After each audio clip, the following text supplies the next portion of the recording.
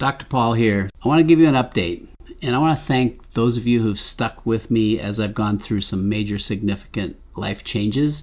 This channel started back in 2013 when my son, who has his own channel, Big No-No, came to me and said, "Dad, I need to get you on YouTube." Hello, this is Dr. Paul, your pediatrician. I'm happy to introduce a new YouTube channel. I'm in my new studio that we've just started, and I'll be bringing multiple videos to you in topics of pediatrics that'll be pertinent to parents. Every topic you can possibly imagine. Now, I was a very busy pediatrician at the time. I'm thinking, no way, I want nothing to do with social media and all the risks involved with, putting myself on blast, so to speak. But he persevered and prevailed, and I'm very grateful he did. Thank you, son. We now have over 1.6 million subscribers. We're getting over 1 million views every day or every month. It's every month, right? Okay, we get over 1 million views every month, and I'm grateful for that. Why? The purpose here is always and has always been to inform, educate, and hopefully bring value to you and to your family. I am first and foremost a pediatrician. I love kids. I'm retired now. Some of you know that, but maybe if you're relatively new, you might not know that. I retired in December of 2022. What's today? Today, this is my last day of seeing patients in this state. People ask me, how do you feel? Before I knew that this place was safe, I felt terrible. Really bad.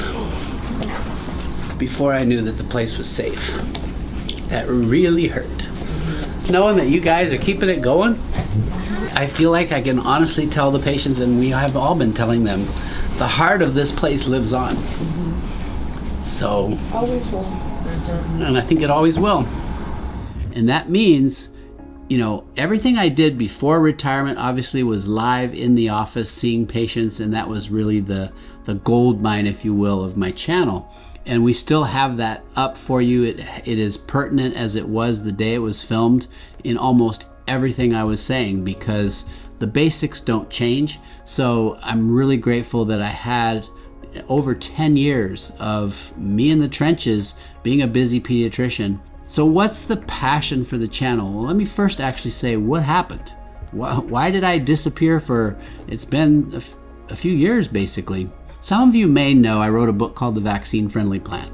That was published in 2016, and that book, good or bad, put me on the radar of, hey, this guy's stepping outside of a mainstream approach. Parents want good information about everything, and parents should get all sides of the information, not just a curated, we're only going to let you see this bit of the information. So that book caught the attention of the authorities and put me on the crosshairs, if you will, and in a way ultimately led to, let's just say it, they came after me and I had to retire my license. That's a story that's available for those of you who want more information. I have a platform, doctorsandscience.com, where I have a show called With the Wind. That whole story is outlined well there. I also host a show on children's health defense called Pediatric Perspectives, and that's children'shealthdefense.org, and you can go to the CHD TV and you can find my show there. Weekly shows, both still active at this time. The purpose of this channel has been and will always be general pediatrics. We want to be pertinent. We want to be that go-to resource for parents when you have a question about whatever. Hopefully we've covered it. If we haven't, we hope to cover, so that we can basically be that in really one-place resource for pediatric issues and parenting, and you don't know what to do when whatever it is comes up for your child. So that remains the core purpose of this channel. As far as passion and mission going forward, it changed for us all. This COVID era that we went through as a society, as a country, as a world.